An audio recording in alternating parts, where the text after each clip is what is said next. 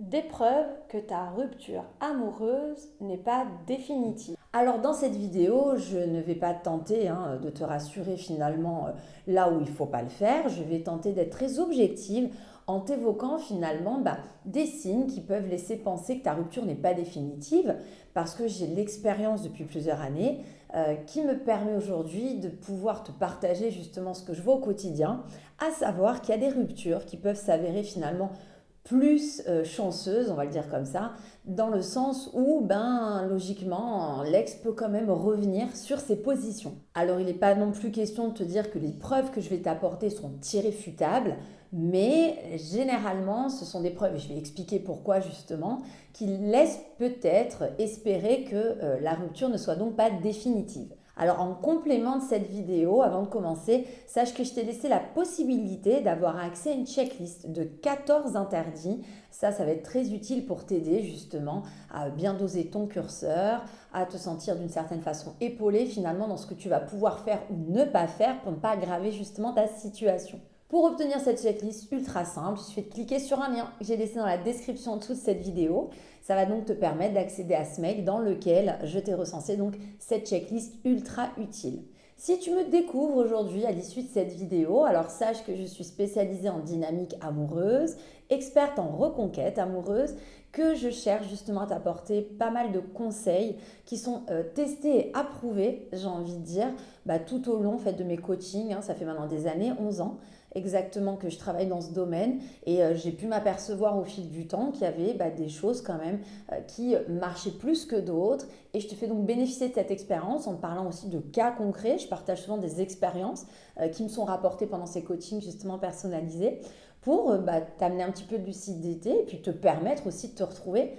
dans certaines situations. Je reste convaincue que des conseils efficaces sont des conseils que l'on sait aussi s'approprier. Tu verras qu'en fonction du profil de ton ex, il y a des choses qui ne vont pas forcément te parler. Et à l'inverse, il y a d'autres conseils où tu vas dire vraiment ceux-là, ils sont pour moi, il faut que je les suive. C'est pour ça que je t'invite fortement, si ce n'est pas déjà fait, à t'abonner à ma chaîne. Pense aussi à cliquer sur la petite cloche des notifications, c'est très pratique parce qu'en fait, ça te permet d'être averti à chaque nouvelle sortie de mes vidéos. Premièrement, lorsque ton ex te quitte, pour te faire réagir. Et oui, j'en ai énormément dans mes coachings. En fait, on va s'apercevoir que l'ex arrive à un stade un petit peu de non-retour, mais dans le sens où l'ex a la sensation que tous les reproches qui ont été faits jusqu'à présent n'ont pas été écoutés, que tu ne sembles pas sensibilisé par ce qu'il ou elle a pu t'expliquer. Et donc, l'ex se retrouve finalement à imaginer que la seule issue pour réussir à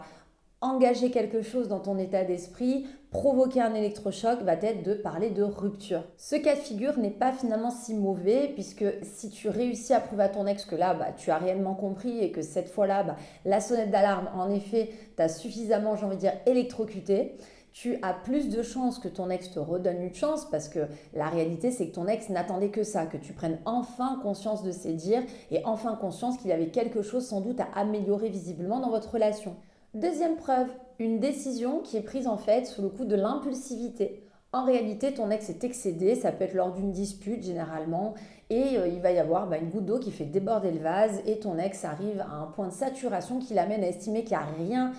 d'autre à faire que de se séparer. Dans ce cas-là, en fait, c'est un aspect un peu punitif, comme j'explique dans mes coachings. C'est-à-dire que ton ex en a tellement ras-le-bol, la dispute a été tellement forte, ou a peut-être même tellement pas la sensation pendant ces disputes d'avoir été entendu, qu'il va te couper l'herbe sous le pied en t'expliquant que de toute façon, c'est terminé entre vous deux. L'idée, c'est de te donner la sensation qu'il n'y a plus moyen de négocier sur quoi que ce soit, que maintenant,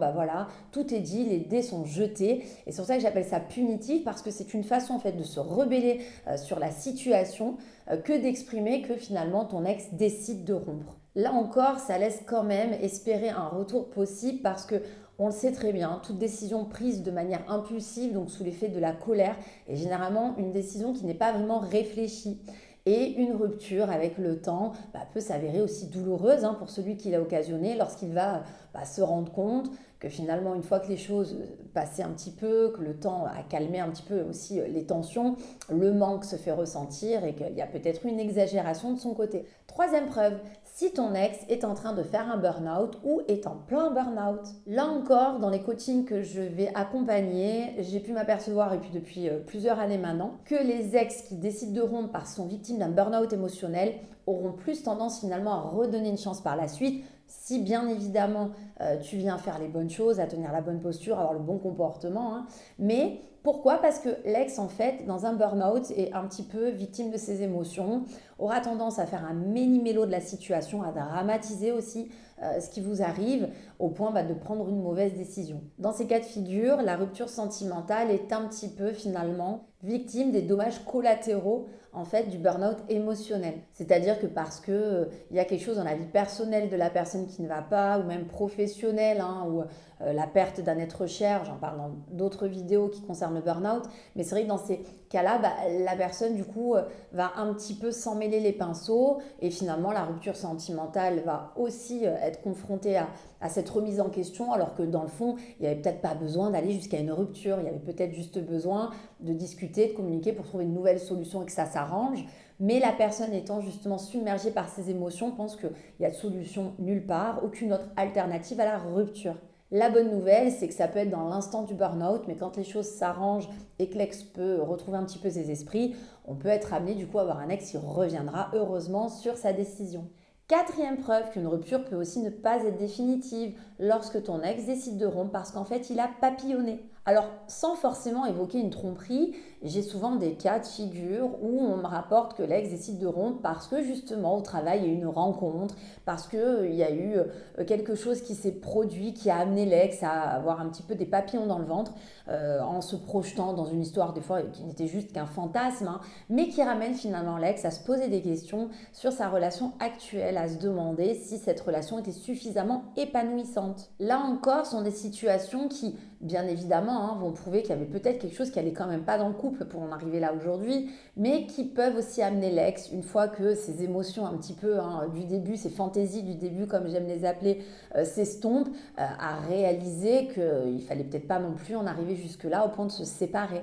Cinquième preuve que la rupture n'est peut-être pas définitive, si ton ex décide de te quitter sous prétexte d'une routine. Là encore, je peux te faire bénéficier en fait de mon expérience qui m'a amené à me rendre compte que lorsqu'une relation est routinière et que l'ex décide de rompre pour cette raison, eh bien finalement, quand on arrange les choses, il y a plus de chances que l'ex ait envie de revenir dans la relation. Et ça s'explique parce que souvent, les personnes victimes justement de ce type de séparation vont me rapporter que l'ex n'a pas vraiment de reproches à leur faire sur la personne en elle-même. L'ex ressentait tout simplement moins de papillons dans le ventre, avait tout simplement l'impression que quand il se projetait sur 15-20 ans, ça allait être vraiment finalement trop redondant et que c'est pour ça qu'il décide donc de se séparer. Mais dans le fond, humainement, les personnes se correspondaient quand même. Dans ce cinquième cas, on peut donc espérer que l'ex, à un moment donné, décide de redonner une chance lorsqu'il va s'apercevoir que le feeling peut reprendre, que la relation peut décoller à nouveau pour sortir justement de cet aspect routinier. Sixième preuve, une rupture qui est tout simplement faite pour fuir en fait ses responsabilités. Dans mes coachings personnalisés, j'ai énormément de cas comme celui-là et peut-être même plus depuis ces dernières années. Je considérais plutôt finalement une crise de l'âge qui serait à la base de cette rupture sentimentale. C'est-à-dire qu'en fait, on a affaire à quelqu'un qui, à un moment donné, pour des raisons valables, hein, pourquoi pas ou pas, mais c'est pas le sujet là de la vidéo, mais en tout cas des personnes qui ont la sensation d'avoir étouffé, qui ont envie de se centrer sur elles, des personnes qui ont envie de profiter à nouveau de la vie d'une certaine façon, à leur manière, et qui donc ont envie de se décharger d'une tonne de responsabilités qui aujourd'hui, pendant leur relation, leur paraissaient finalement trop lourdes à porter. Donc on a des personnes qui du jour au lendemain peuvent avoir des comportements un petit peu d'adolescents. Là aussi j'ai fait pas mal de vidéos sur le sujet de la crise de l'âge, mais c'est vrai que ce sont des ruptures qui, lorsqu'elles sont prises avec ces raisons-là, peuvent être amenées finalement à être revues par la suite. Parce que la personne retrouve un petit peu ses esprits, se rendant compte que finalement c'est une séparation plutôt pour fuir ses responsabilités qu'autre chose, peut aussi repartir dans une relation amoureuse, organisée différemment, si toutefois cette personne se trouvait trop surchargée. pour être amené à être quand même bénéfique pour elle. Et là, ce qui est intéressant du coup, c'est de s'apercevoir que ce sont des gens qui vont partir en étant convaincus qu'il n'y a pas d'autre solution, mais qu'on peut les amener à réaliser qu'en organisant leur vie différemment, en se réconciliant aussi avec la vie de couple, la vision du couple qu'ils avaient jusqu'à présent,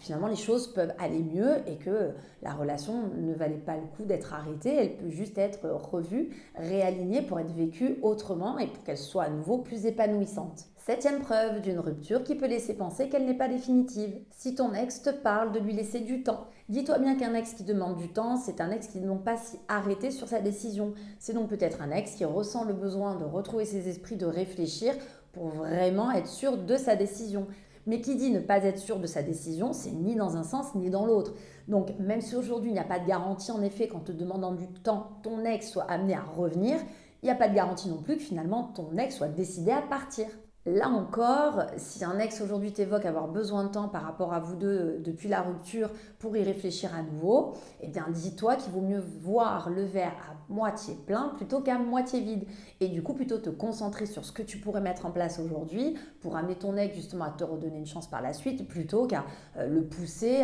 à réfléchir, à rompre parce que justement tu deviendrais trop oppressant ou tu chercherais trop à l'amener à changer d'avis. 8e preuve que ta rupture sentimentale peut ne pas être définitive si ce n'est pas la première ni la deuxième et peut-être juste la 3e ou alors la 4e fois. Oui, là encore, j'ai des cas comme celui-là pendant mes coachings qui en fait sont des façons d'être, des mécanismes, des automatismes. Il y a des personnes qui ne se rendent pas compte en fait de la difficulté que peut occasionner le mot rupture et se servent un petit peu de ce mot à tout va dès que les choses ne vont pas. Donc, on va avoir des personnes justement impulsives qui vont à chaque fois que ça ne va pas aller menacer l'ex en expliquant que c'est fini, c'est terminé, que cette fois-ci, il ou elle ne reviendra pas. Bref, c'est finalement mode de fonctionnement qui est mis en place, mais tout simplement, ce sont des gens qui ne se rendent pas compte de ce que veut dire réellement le mot rupture. Et donc, aujourd'hui, comme c'est la 3e ou 4e fois de toute façon qu'on se sépare et puis qu'à chaque fois on arrive à se rabibocher, pourquoi pas une 5e, une 6e ou une 7e fois. Et c'est pour ça que dans les cas comme celui-là, quand on me rapporte qu'on est déjà à la 3e rupture et que souvent je vois que c'est toujours les mêmes ruptures, c'est des pétages de plomb, un côté un peu impulsif en fait, sous le coup de la colère que la décision est prise, mais que j'entends qu'on se rabiboche toujours au bout de 2 semaines. Alors, des fois ça prendra plus de temps pour la 2e, plus de temps pour la 3e. Là, on peut quand même imaginer que du coup, la rupture n'est pas si définitive, qu'il va falloir mettre les choses en place justement pour amener l'ex à revoir ses positions. Mais il est probable en effet que ce soit juste un mode de défense ou un automatisme qu'a l'ex, dès qu'il y a une dispute ou une difficulté qui surgit, à mettre en place tout simplement. Et donc va parler de rupture avec beaucoup de facilité. Dans ce cas-là, je ne suis pas en train de dire du coup qu'il ne faut pas s'alarmer parce que c'est quand même pas la normalité d'arriver à se séparer à chaque fois qu'il y a un problème. Mais il y a peut-être 2 choses à prendre en compte. La première, c'est qu'il va peut-être falloir à un moment donné crever l'abcès, essayer de comprendre pourquoi à chaque fois on en arrive là, pour trouver justement des solutions et que ça s'arrête. La deuxième, peut-être crever l'abcès aussi sur le sujet où on ne peut pas parler de rupture à chaque fois que ça ne va pas, pour expliquer aussi à l'ex que le chantage affectif va pas falloir que ça continue bien longtemps parce que à tout moment, c'est peut-être toi finalement qui décidera de ne plus revenir.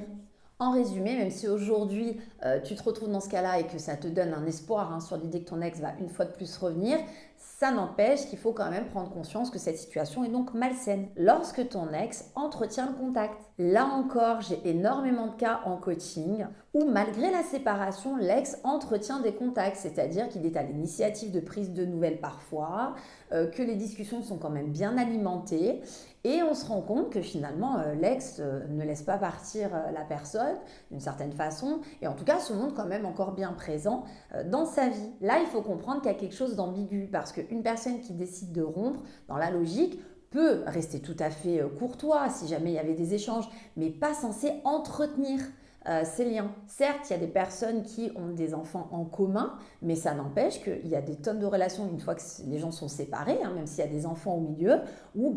franchement les contacts sont justement axés sur les enfants. Donc lorsqu'on s'aperçoit que les contacts sont entretenus par l'ex, là il y a quand même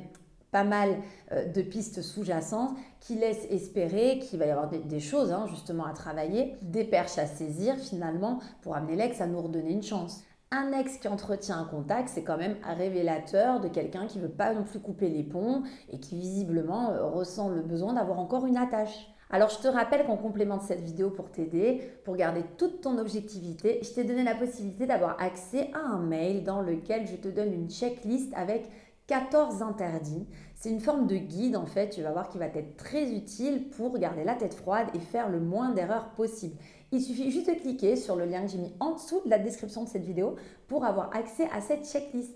Si le contenu de cette vidéo t'a plu, pense au petit like d'encouragement. Tu peux également t'abonner à la chaîne si ce n'est pas déjà fait et à cliquer sur la petite cloche des notifications ultra pratiques pour ne louper aucune nouvelle sortie de mes vidéos. En attendant, je te dis à très bientôt pour la suite de mes vidéos.